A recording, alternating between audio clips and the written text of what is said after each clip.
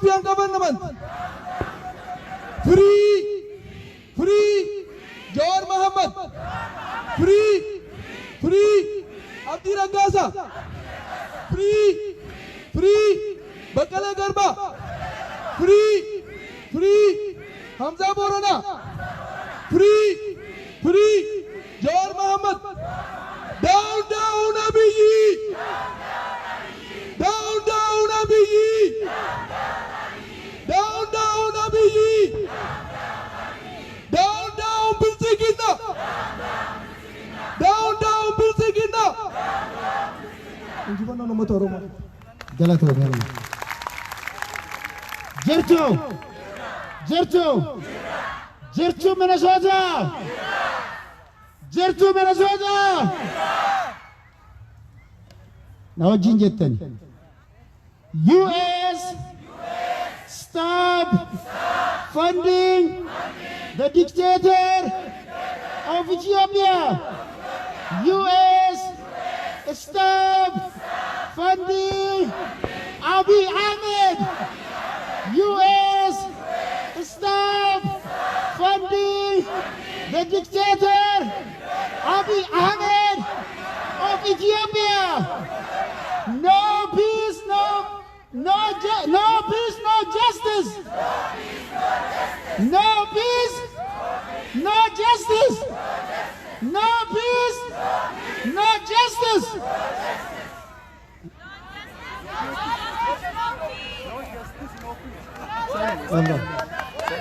Let me know something. Also, it could be reverse. It could be reverse. All right. Justice for Hachalu Hundessa. Justice for Hachalu Hundessa. Say his name. Say his name. Say his name. Say his name. Free Jawar Mohammed. Free Jawar Mohammed. Free Bakala Garba. Free all Oromo prisoners. Abiy must go. Abiy must go. Abiy is a dictator. Abiy is a killer. Stop funding Abiy Ahmed. US, stop funding the dictator. Thanks so much.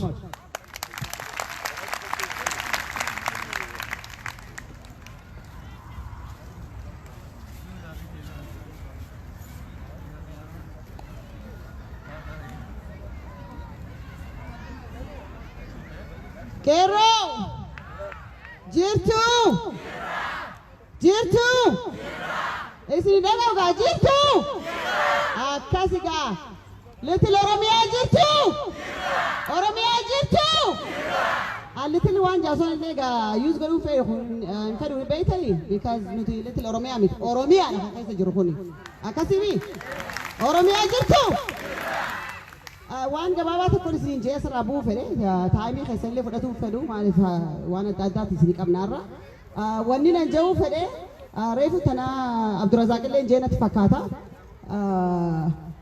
هيريري غافا جرو اسم بيسسنا غافا اسم بيسس نو اسم قفو سلطانه سايبوت خيسن اولا خيسن وري وجدليدن نما هون دفي داخوتا ورس نداي غرويچو هي دوميني هم نكتني بيتنيمي هي دومينا موتما خنا دور اللي دابنه وان فين غوسيتو دندين تنافو نما بيتن هون دفي ماتي في داخوتا سني وجه اوكي غافا يريري جرجامه توكيتشل من ما منت كنافني دلغا غيا سكولا فيله غودن ديسا غيا تكومان تاتني akasimi ni baanaitu hedduminaan humna keenya garsiisuu qabna sanirraan deebi'ee warra maal laanjaan beektaa intala highway 94 sanaanjaan kophaa kiyyan goone garuu warra backstage warra nagargaaree jira maqaan isaanii warri dhaamini sawaasirratti galatoomsatuun fedha uummata sanillee isku mee hamilee kannaaf Abdullahi argee jira achi duuba jira hamilee kannaaf isaas yeroo geesse hamilee kannaafi Maasa sana nilai khanna. Ustaz Waris erta. Isabi nilai khanna. So warra jajjabaan nu ejjiture jechuun kophaas jangoon eechaa fi beektaa waan namni godhellee galata galchuun gaariidha. Isinillee akkasumatti irraa laallattanii guyyaa biraa waan addaatiin nu dhuftanii jechuun akkasii biqeeroo. Ni falmannaami. Hin sodaannu mirga qabnaa mirga keenya beekuun immoo hedduu akka barbaachisaadha jechuun biyya kana keessatti. Akka har'a Congresswoman Ilhaanii hojii gaafa gatteenya warri qeerroo gaafii gaafatan jechuudha. Gaafiin isaan gaafatan demanding goonuu command goonaa jaaniin dhugaa isaaniiti beektaa ajajuu qabdaa jechuun ittiin ta'uu barbaaddu siif dalaganii. Kana jecha isaan warra nuuf dalaganii jecha nuutu irraa kafalaami nuutu jecha ofiisa san isaan dhaqeemi dirquu danda'uu qabnaa jechuudha.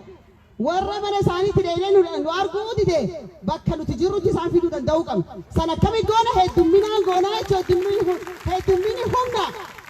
Akkasimi kanaa jecha borurraa eegalee sooshaal miidiyaa jala deemaa gaafa hiriirri jiru hiriira maleellee waan adda addaa behind the scene waan dalaguun dura jiru jira miidiyaa irratti waan Oromoo community hoota irratti participate godha heddumminaan humna keenya agarsiisu karaa hundaanuu jechuun hiriira qofa odoo hin ta'in waliigallee galatoomaa galanni keessan bilisummaa haa ta'u.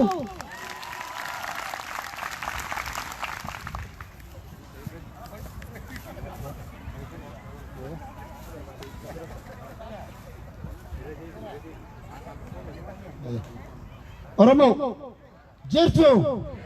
jirtu waan as jirruuf ni beeknaami wanti as jirruuf Haacaaluu Hundeessaa ijateen qarookeen sagaleeteen ajjeesaniiti awwaalcha isaallee akka nuti awwaalanne nu dhoorganiiti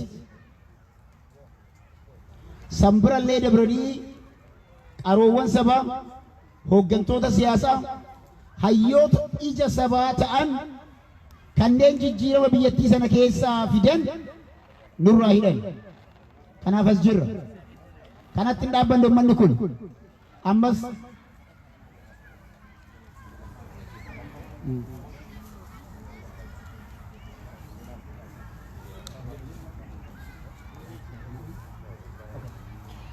kanaaf xiyyeeffannaan isaanii Oromoota tarkaanfii Oromoota fudhatu Oromoota hiisisuu wantoonni deemaa jiru amantiidhaan kan daangeffame osoo hin taane Oromoon maaliif du'aar?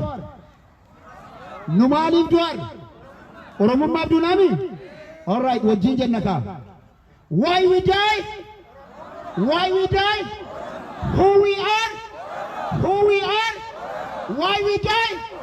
Why we die? Kanaaf nu ajjeesaniimi? Haacaaluu kiristaana jedhanii ajjeesanii? Jawaariin islaama jedhanii hidhanii? Baqqalaa kiristaana jedhanii hidhanii? Ammas dhaadannooni jara kanaa raayyaa abbaa maccaa irratti eegalaniiru. Kanaaf Oromoon bakka jiru maraa hayyoota garaagaraa irratti duula deemaa jiru kana duula banamaa jiru kana ija qaroodhaan laallee of eeggannoo barbaachisu kamuu godhuun dirqama lammummaa keenyaa bahuun barbaachisaadha. Kanaaf adaraa isinitti haa ta'u akkuma jenne jidduun isin yaadachiisaa faana tokko gargar fagaachuu amma namoonni garaagaraa waliin alaabaa mammarattanii wal keettan isin arga faana ja'a 1 meter away from one another meetira tokko adda siiqa maal taatan warri booda irraan seentan kun seera cabsitan beeytanii warri duraatii miti akkasiimi warra boodaan dhufeetuma bakka argate gattaa isaaf dhiisan itti fakkaattee kadhiin deemnu maaliin dhiisne COVID-19 protect gochuudhaaf dhiisne bakka gaaffii jiru warri boodaan duraan boodarra dhuftan of eeggannoo godhaa faana ja'a adda siiqaa. Kanaaf Oromoo hanga gaafii keenyaaf deebiin deebutti manatti ni galla. Kanaaf hanga gaafii keenya deebutti manatti hin gallu. An dhugaa isin himaa urga galteen tun galtee beela hin beeku. Ani hin beeku waan isa hin beelo. Takka nyaannaan guyyaa guutuutti maal oolaa bishaan qofa dhumnaa. That's all. From day to day, my energy is getting higher and higher. Maalif dhugatti dhiyaata ummanni nu dhagaa waan deemaa jiruufimi hojjetaa jirru daraaraa jira wanti hojjetaa jirru firii buusaa jira namni guyyaadhaa guyyatti nu dhagaa jira kanaafuu Oromoo anniisaa fi enerjiin keessan dabalaa deemuu qaba of duuba deebina ijoollee kaleessa akkasii aduu keessa guyyaa sana guutuu iyyaa turan dheengadha iyyaa turan isinii kana arganii humni isaanii dabalaa deema kanaaf adeeraa isinitti haa ta'u nurraa hin hafinaa guyyuu nu bira jiraadhaa amma buleessi kiyya Omar ergaa qabeedha Omar. السلام عليكم وائل السلامي مقعيقة وعمر جمال سيمبول from Somali community waxaan idiin sheegayaa inaan boqolkiiba boqol idin garab taaganahay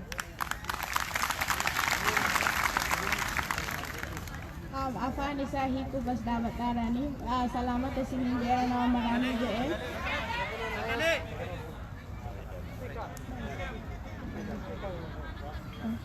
ama dhageessisaa okay wanni inni jedhee salaamata dubbachuu fedha jedhee dura yeroo tokkoffaa achii kaaniin booda inni Sumaalee warra Sumaalee irraa dhufe 100 keessaa 100 si wajjin jira san isinii himuu fedha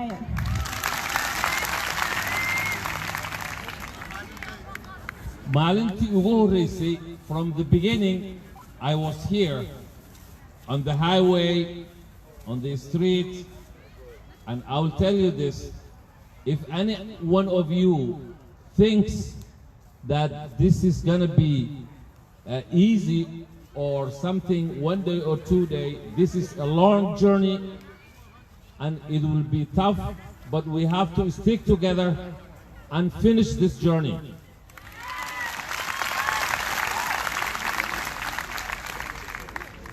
Urga gaafa highway irraa si wajjin jira guyyaa tokko fadeen gadda irraa haga dhumaa si wajjin deemuu fi waanuma guyyaa takka lama godhuuf as jiru miti qabsoon kun illee waan dheeraadha haga dhumaa si wajjin jira isiniin jedhe. With that, I would like to leave with you.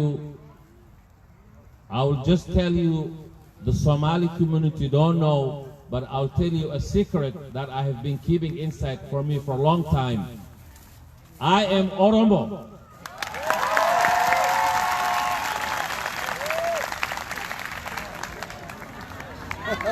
Akka nama seenam beekanii ba. We are truly Oromo. Somalis are the last tribe of Oromo. Akkasimi. Arabishani kana chi dabraan na tori eegannami. Ati nachi ko tanjirre jala wanna jenne oma gala to baga dufte. Keessummaa teenya eegaatuma jirra telefoonaan illee akka dandeenya ilaalaa jirra we are waiting and yoo dhufte dirree kuno nama jila kana argiti akkasimi yoo haftee itti himnee jiru nuti aara qabna maaliif ganama lagarree waan hundi himanne immoo isinis arguu barbaaddan akkasimi gaarii.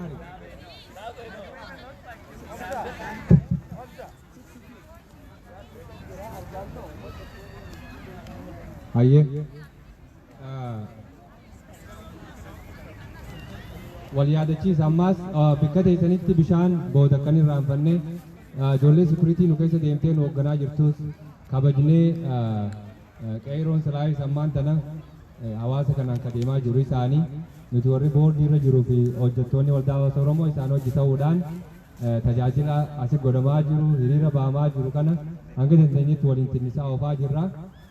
Bakka kanatti kun aangoo qabaam sun aangoo qabaam fagaattuu abbichi aangoo kabajaan san maayikii irra hoggaa dhaabbattu kana beektaa nama hedduu sin laala ijuma san jalaa haftanii waa rakkoomi akkasimi wal yaadachiisan irra deebinaa namoonni makiinaa bakka hin taane dhaabdan ammallee wal yaadachiisaa namni yoo karaa deemaa dhufellee halaala dhaabanii yoo dhufan malee ganda keessa akka hin dhaabne we already had a meeting with the neighborhood captain kaleessa galgala jaarsi tokko wajji wal arginee turre lammada karaan cufina bakka hin taane dhaabina hoggaa wal bira teessanillee xiqqoo adda fagaadhaa fi funyaanii fi afaan keessanillee cufadhaa maaskii kana uffattanii hayyee wanta tokko kakaleessa haasofne advocacy waanuma waggaa 4 dura barree wal yaadachiifna maaliif jennaan namni waan himatu hin beekne haqallee osoo qabu dhugaa osoo qabu akkaataa itti himatu hin beekne rakkoodha. Namni beektaa tiraamaa keessa ture keessattuu ijoollonni keenya kaasuu guddachaa jiran haayiskuulitti gaafa dura dhufne afaan hin beeknu beektu namoota ollaatu wajjin ni baranna yoo xalayaa barreessaan hundi hawwanitti barreessu waa'ee Oromoo.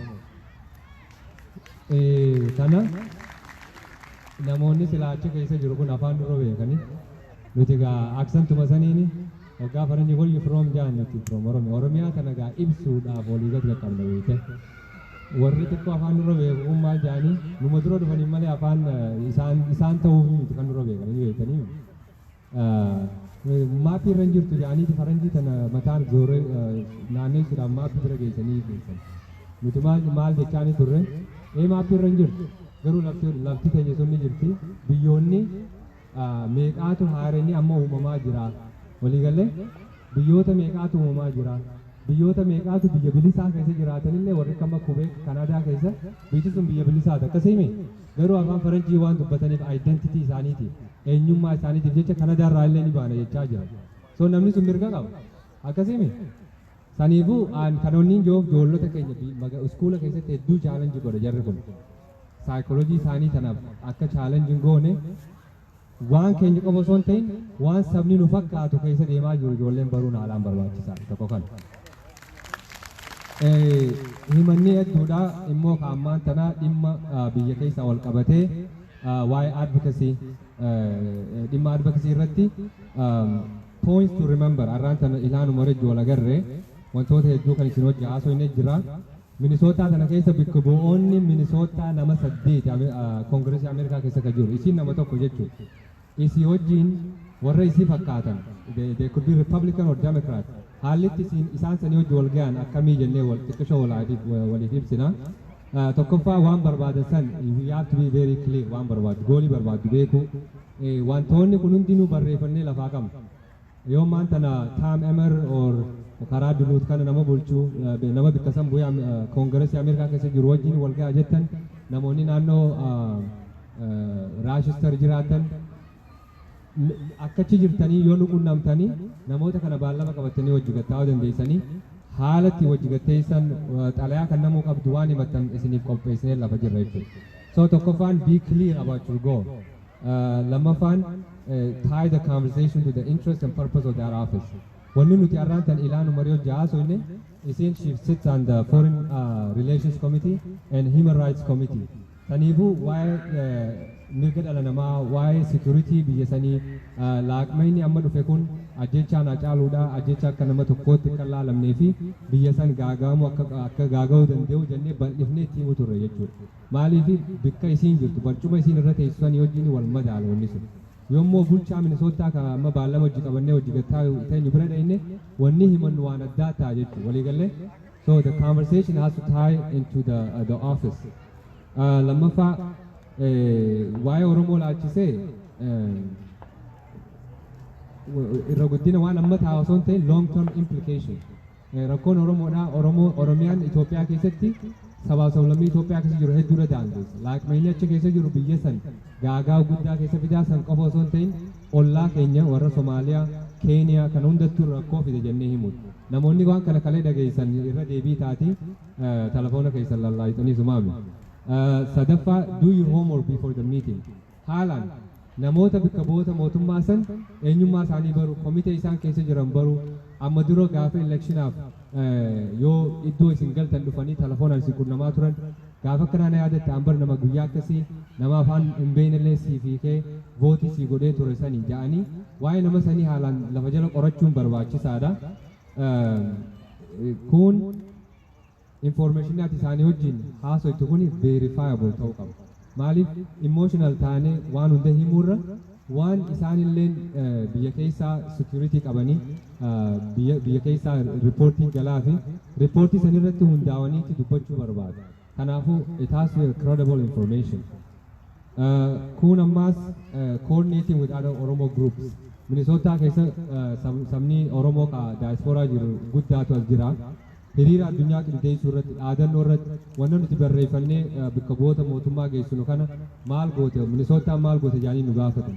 Kun maal gaafata qindoominaan deebuudhaaf nuti irra guddina yoon isteejii kanarra illee hin jiraanne telefoona namaa deebisuu iimeelii deebisnee oromoota bakka biraa jiru karaarra wal kaa'uu irra jirra jechuudha. Fakkeenyaaf har'aan tana obbo Gammadaa obbo Ganamuu Badhaasoo nama Yuutaa jira. Bara 2016 irraa eegallee Waashintanitti gaafa deddeebinuu warra wal beeyne. Har'allee tunnutti deebite mee Minisootaan maal keessa jirti jee hoggaa na gaafatu wantoota nuti goone sanumaan achi dabarse jechuudha. Kanaafuu Oromoota bakka biraa jiru wajjin hanga danda'ametti waliin koordineet godhu. Maaliif fakkeenyi tokko cimaan isiniif hima. Nama lammii Ameerikaa ta'u nam lamaatu hidhamee jira. Amma ni beektu san. Eessarraa isaan Siyaatilirraa eenyu feenya? Ridwaan fi Bashiir Yusuf. Akkasiimi lammiin Ameerikaadhaa biitii tun jabina isaan qabanii fi biyya biraa biratti illee kabajamuudhaaf lammii isaaniitti waa itti godhuu danda'an. Waliigallee asitti dhalachuu qofaa miti. Eega takka sitisina biyya kanaa argatte you have the right warra imbaasii nama saniif qunnamuun warra sanii nama sanii buune namni biyyatti hidhame jennu kun bar ummata biyya sanii qofa osoo hin ta'in lammii teessanii ummata kana faana dha'uun barbaachisaa jennee itti himuu qabna. Fakkeenyaaf yoommaan tana ilaanumar komitee tokkorra jiraatte nama Siyaatil bu'achi jiruun maal goone jechuun nuti tuqaa lameessa walitti siisine sunsuma lameessa walitti siisineeti akka okkoteen sun bilchaattu godhuu danda'u qaba. Waliigallee namni baadiyyaa dhufe akkanatti haasa'an irra laabina. Okkoteen sun walitti siisuu maal jechuudha?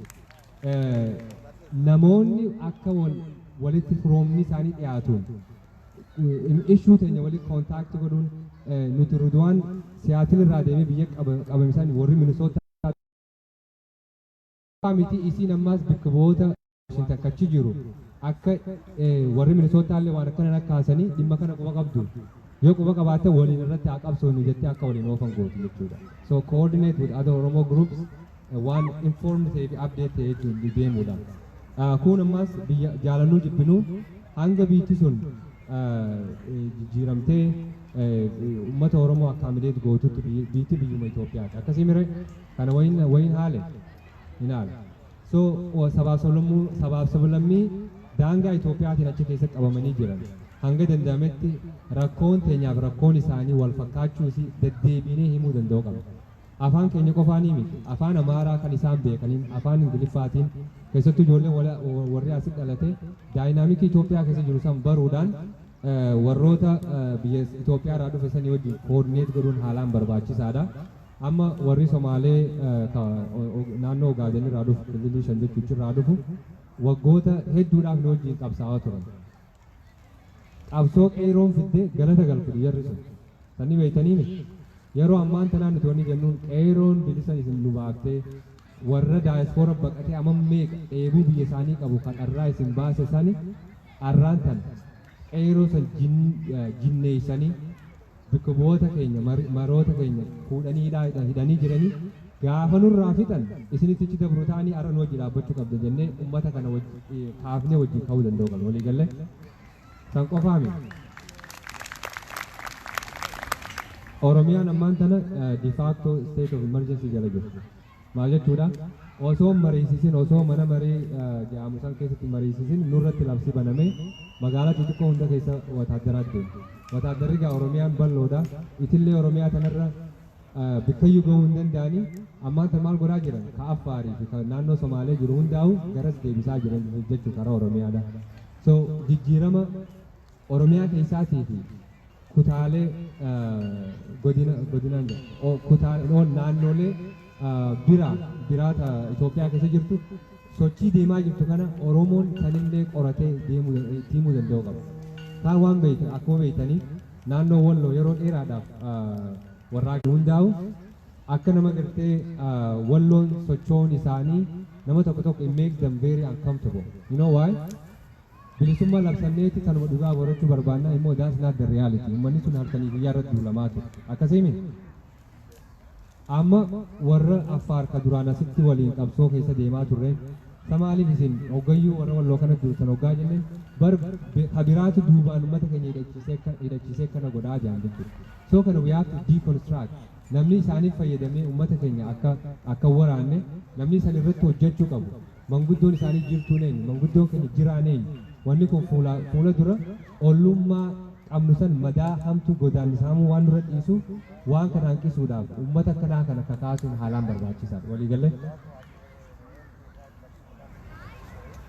afaan faranjiitiin xiqqoo tokko keessatti darbi jaanii ani hoggaan asirra dhaabbatanii ni irraanfadhaa keessaan boosaayyee. So coordinating with other groups from Ethiopia. Keeziin kun yaadni kun isin hundinuu hubattanii irruma deebii taati sana itti jabaadha.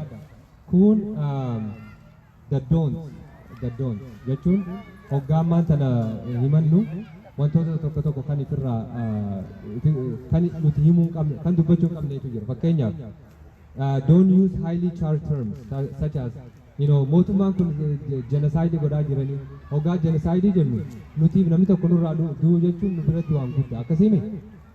Amma mootummaa Ameerikaa biratti genocide hoggaa jiran criteria qabanii genocide jechuun namni kun nama hanganaa bikka takka fituu sababni nama kana ajjeese maali jaanii tarreeffatanii lafa kaa'an jechuudha. So definition san waan fit hin goone faa genocide waan emotionally charged ta'e ammallee unpublished source waan hin qabneen yoo kan itti dhiyaannu taate nama silaadha inni itti himannu san we don't build confidence in them.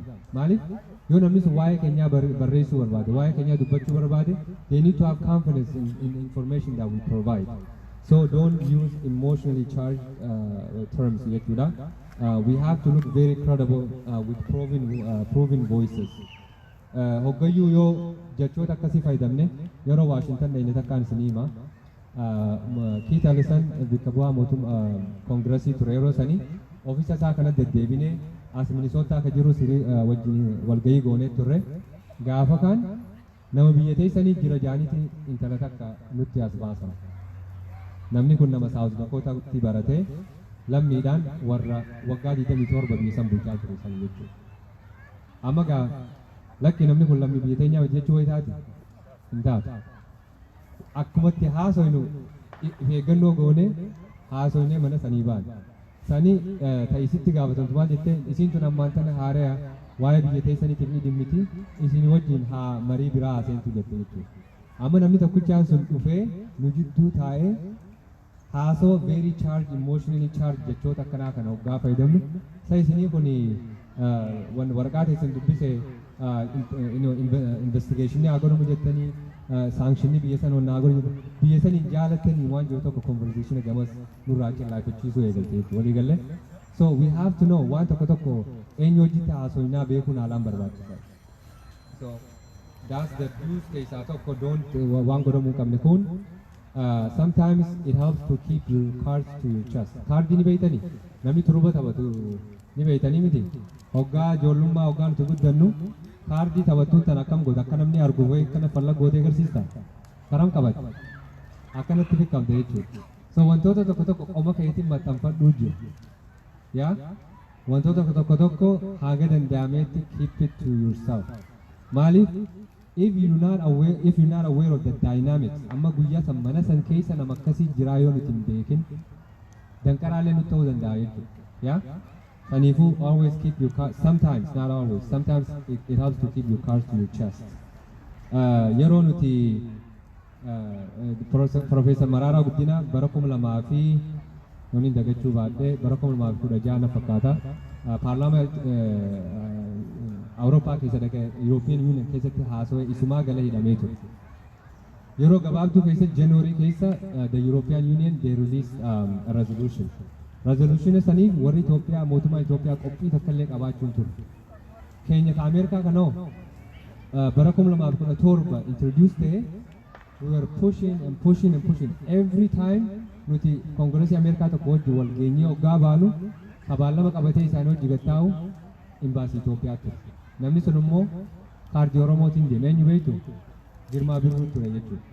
Hoggaachi dhaqee ani Oromoodha warri jarri jiru sani akkuma warrummaa gartee fantaaleeyyii jechuu beektanii nama dubbii maddii fagoodhaa qabee deemu sani jee akkasitti faalleessaa ture jechuudha. Kun maaliif injaa yeroo takka wantoota nuti goon it has to be a surprise namni dalaynee boodarraa argu malee dura lallabaa deemuun gaarii miti walii galee. kun namootuma wajji hojjennu ka wajji oolullee yoo walgahii amma distriktii distriktii shan keessaan galaa ilaanu marii wajji walgahuu hin danda'a. Akka boordii waldaa hawaasa Oromoo osoo hin ta'in akka nama tokkootti illee nama torban hafe immoo yoo isin kan baallama qabattan taate namummoo hojii deemtanuu beekuu danda'uu qabda. Nama Oromoo ta'eefii miti. This is not to say ati adda bahuu osoo hin ta'in kaayyoo nuti deemnu kaayyoo sabaa waan ta'eef jecha you have to be very selective when you meet with these people. Ammas manni firraa eeguu qabnu questions about political end game. Kana jechuun maali? Waa'ee Ethiopian unity tokkummaa Itoophiyaa independence of Oromia waan jaamu kana when you meet with the officials san qeeroo biyya keessaatiif ummata Oromoo bal'aa miliyoona 50tiif dhiisa. Waa'ee independence Oromiyaa waa'ee unity Itoophiyaa nuti ala kana jirraa hanga dandeenyutti qabsoo haqaa qabsoo uummanni keenya itti amanu yoo arraantana biyya san baqaysineetu kophaa Oromiyaa baafanna jaanis yoo kan itti amanu taate sanuma gargaaru waliigalee yoo immoo unity Itoophiyaatti amanna yoo unity Itoophiyaatti amanna saba sablammii Itoophiyaa wajji keessa jiraanna kan jennu taates that is waan uummanni keenya barbaade san itti hiriiruun nu harka jirtu garuu hoggaa warra mootummaa keessattuu warra Ameerikaati wajjin wal geenyu wantoonni akkasii suni is called political end game jaaniini waan akkanaati achieve godhuu feetanii yoo jaanii namni isinitti malee that's not what I'm here to discuss jechuu danda'u qabna jechuudha. Okay? San murtii uummata biyya keessaati nuti wanni as jirruuf Haacaaluu Hundeessaa nama sagalee isaatiin beekumsa isaatiin uummata keenyaaf sagalee ta'aa ture. Uummata keenya ka daangaa irraa buqqee nama miliyoona 2 osoo mootummaan nuti jijjiirama jennee asirraa faarsaa turree fi kunilleen asii biyya galee jiruuti nama miliyoona 2 ka lafarraa buqqeessan nama moosareetu qabeenya isaanii dhiisee buqqee jennii takkaa ol baanii dubbatanii hin dubban. Haacaaluun nama uummata san hundaafuu falmachaa ture nama uummata san hundaaf falmachaa ture. Istooriin nuti himnu Haacaaluudha wallisaa qofa osoo hin ta'in akka nama mirga dhala namaatiif akka saba ifiitiif hadoodu wantoota akkasitti conversation warra faranjiitu wajji haasoynu kana always change to the stories connect ta'uu qaba jechuudha. Maaliif this can undermine our goal hoggayyuu discussion distractor waan ta'e kana maaliif nuti ammaan tana dippiloomaasii hojjechuun namatti firoonfachuun amma nuuf haara namoonni gaafa akaakoon keenya abaaboon keenya gaangee isaaniitiif oka yaa'ame haati teenya akkooleen teenya qooshaa isaaniif daakaa turte isaan barumsaaf jecha biyya alaa kana jiran hedduun isaanii profeesaroota hedduun isaanii kaampaanii adda addaa keessa jiran faranjoota DC yoo deete yoo ati taaksii seente faranjii maatii warra Itoophiyaatu jetteen indaminne jetteeti faranjiin gaafii nageessi gaafatti jechuudha. Kun hundinuu uummanni kun waa'ee Itoophiyummaa kana haalaan barsiisee jira. San barsiisuullee mirga qaban. I have no problem namni waa'ee biyya isaa yoo dhaadheessa rakkoo irraa hin qabu. Immoo nutilleen akkanumatti hagooggannee bikka deemnu osoo mul'anne taa'uu kana dhiisuu danda'uu qabna jechuudha. Akka namaattis akka sabaattis keessattuu uummata keenya ka biyya keessatti affeelamaa jiru saniif yeroon itti sagalee taanu amma waliigallaa haqa qabnaa haqa san namatti haa himnu jechuudhaan barbaada. Ani dheeressina fakkaattii yoo keessummaan teenya dhiyaachuu jiraachuus itti deebiitiin hubadhaa hangasitti obbo Amaanoodhaaf carraan kan.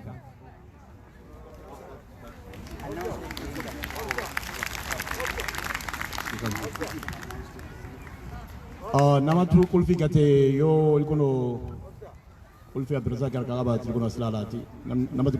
Namatu qulfii asit gatee yoo ka barbaadan taate ilkuno Abdurrazaaq gidduu harkaa qaba. Dhiifama waliin. Oromoo jirtanii? Oromoo jirtanii? Hin jirtan duutanii jirtan. Oromoo jirtanii? Hin jirtan hin dhageenye ammallee. Oromoo jirtanii? Minisootaa jirtanii? Amma dhaamsa isinii qaba. Abiy Ahmad labsa Oromiyaa irratti labsa lolaa Oromiyaa irratti labsee miti. Okay. Hadharraa inni qaraayyuu dura dursa mangistiin isaa yookaan ammoo governmentiin isaa is a transition government.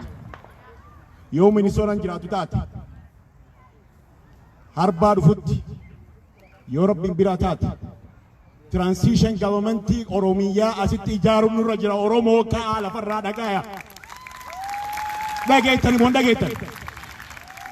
Namni gaggariin waan isin hin jaan Itoophiyaa tana bulchinaa isin hin jaan.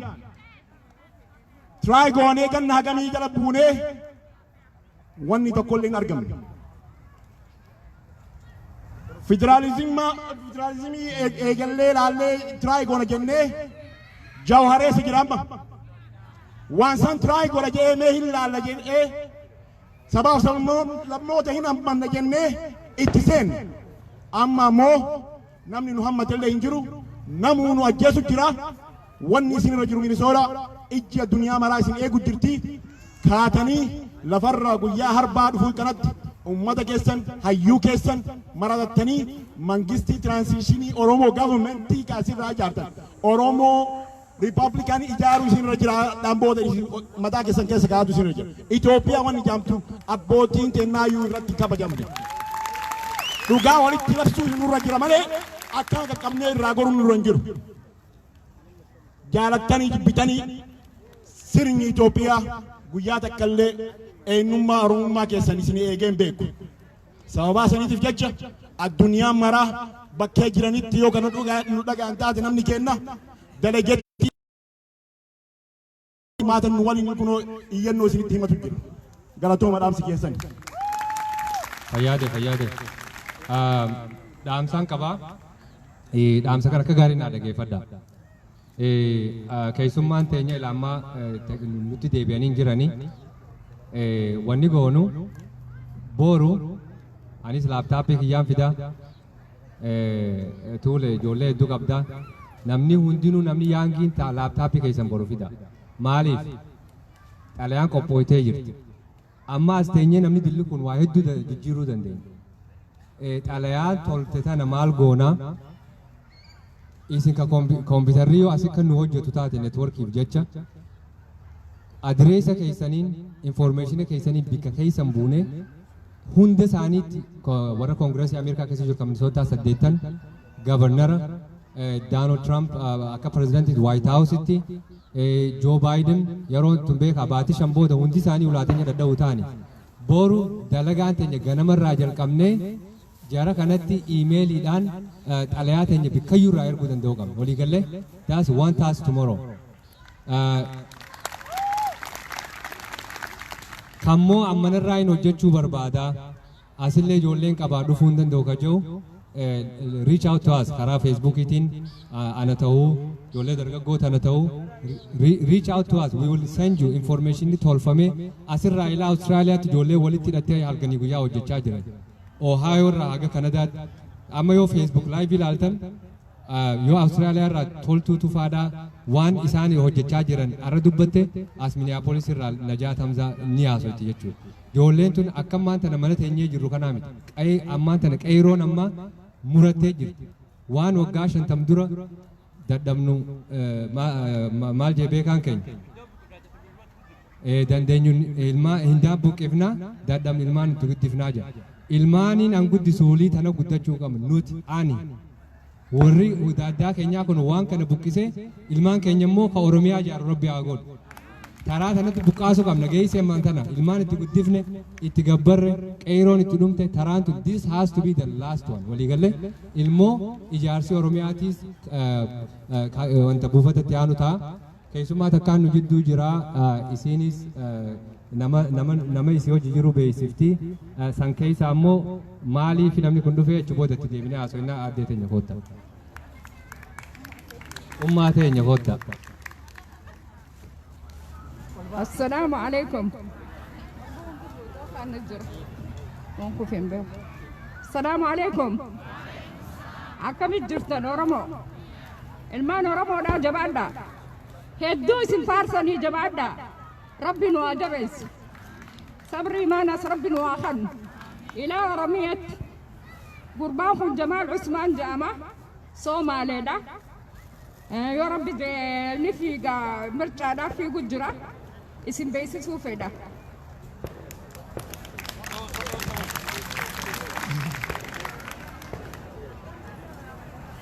Oromoo jirtanii? Oromoo jirtanii? Assalamu alaikum everyone. My name is Jamal Usman. My wife is Oromo. My children are Oromo. I feel your struggle. I am also running for Minneapolis City Council Ward 6. Louder, louder. Yes. My family is Oromo. I feel your struggle, and I just want to stay here and say, Brother Hajulu did not die. They did not only kill him, they killed all of us. Thank you. We must come together. All of us, all East African community, we must come together and we must stop the killing and the struggle the Oromo people go through in Ethiopia. I am running for Minneapolis City Council Ward 6, and I will tell you this. The people we elect have a responsibility for the people that are electing them. You are the resident of Minneapolis and St. Paul. The politicians must stand up and do something about what's happening in Ethiopia. I just want to say thank you so much. We are with you. I love you all. Thank you.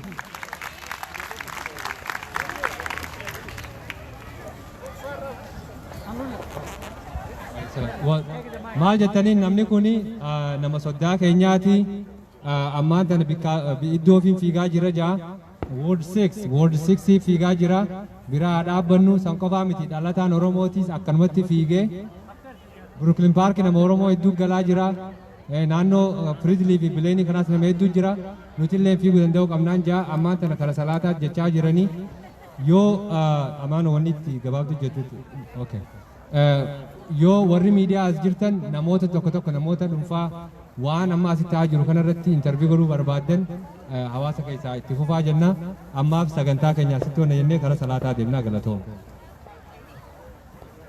Irra deebinee ammaas namni hin dhagahin Ilaan Umar takaleessa ganama kan waliin agarree turre galgaliin dhufa jette hin mijoofne taataa min dhufne san mata qabadda isiin arraan tan as dhufuu baattus waan barbaannu hundatti himnee turre isiin nama dila kana sila harkuuf isiifillee ni gargaara haa ta'uuti yeroo biraatis ni yaamne Rabbi jedhe galatooma. Ayyee namni bilbilaa fi qulfii gatee gama kiyya koottuuti bilbila keetiif qulfii kee fudhadhu. Namni beeksisa namni bilbilaa fi qulfii gattan namni bilbila darbitan namni qulfii darbitan na bira jira koottaatii fudhadha.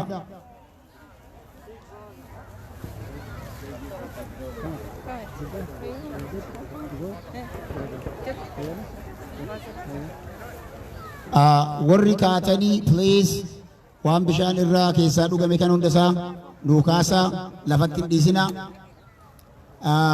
gaarbeeja keessa buusa akkuma dura jedhee peestaala guutame kan gaarbeejaan guutame yoo agartan isa san ammootu fuudhaatii tokko nurraa fuudhaa gara qe'ee keessanii nu galaatii nu darba adaraa isinitti haasa'u san nu godha. Yes.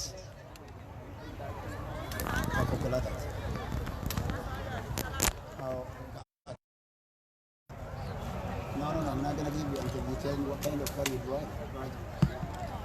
I'm not going to tell you that. I'm not crazy. I'm smarter than you, man. No.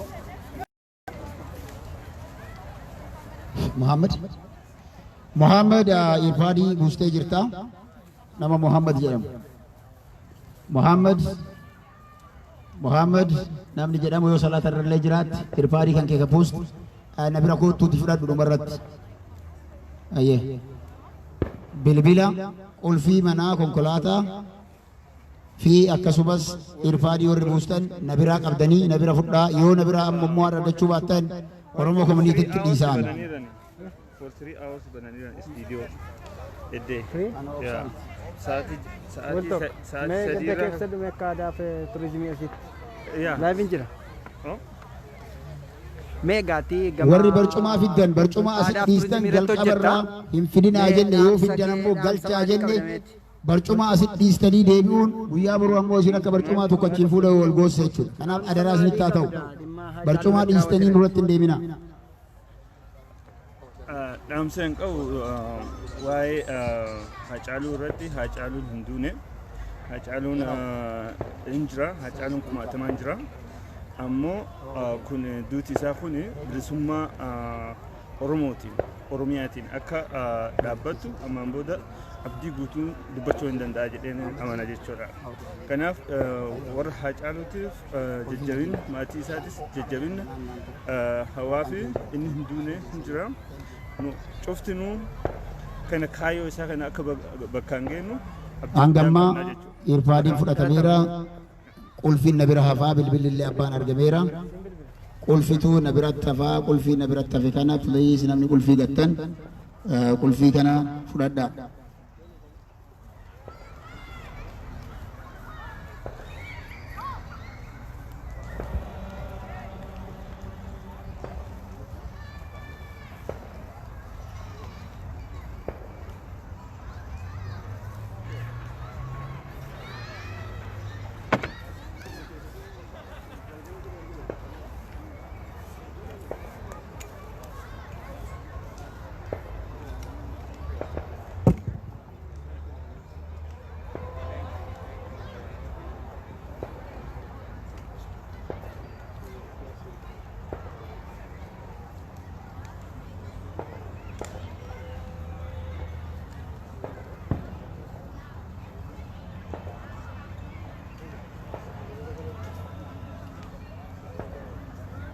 Ayyee daawwattoota keenya daawwachaatti kan jirtan tamsaasa kallattiin isiniif darbaatti kan jiru Oromoo Diyaaspooraa Miidiyaadha. As Miniyaapolis magaalaa Lakkuurraatti tamsaasni kallattiin kun isiniif darbaatti kan jiru.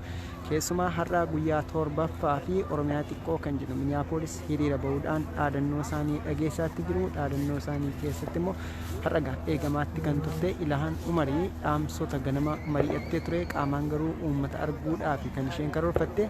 Egaa hagammaatti Ilahaan Umar eegamaama jirti hima dhufti abdii jedhuudhaan kan nuyi eegaatti jiru. Haa ta'u garuu dhaamsonni jajjaboon darbaatti jiru. Keessumaa Oromoon maal gochuu qabaa yookiis immoo maaltu ta'uu qaba isa jedhu irratti wantoota hedduudha kan darbaatti jiru. Hanga dhumaatti waliin turaan isiniin jedha. Turtiin keessan waliin haa ta'u nu hordofa. Ammas egaa namoota tokko lama dubbisuudhaan isiniif dhiyeessina. Tarii warreen isteetota biroo jirtan Miniyaapolis yookiis immoo Oromiyaa xiqqoo kan jennurraa maal barattu laata? Waan irraa baratamuu danda'a waan ta'eef turtiin keessan waliin haa ta'u jenna.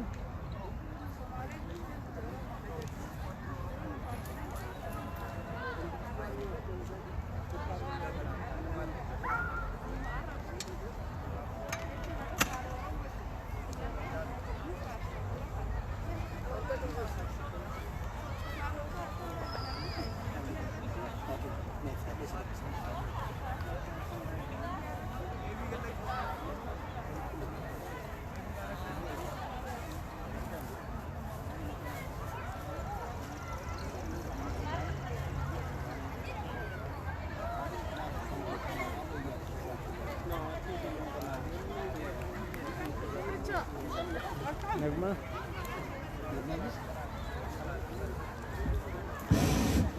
Haati daa'ima Anniisaa jedhamtu ana bira jirti. Daa'imti Anniisaa jedhamtu please ana biraa fuudhu.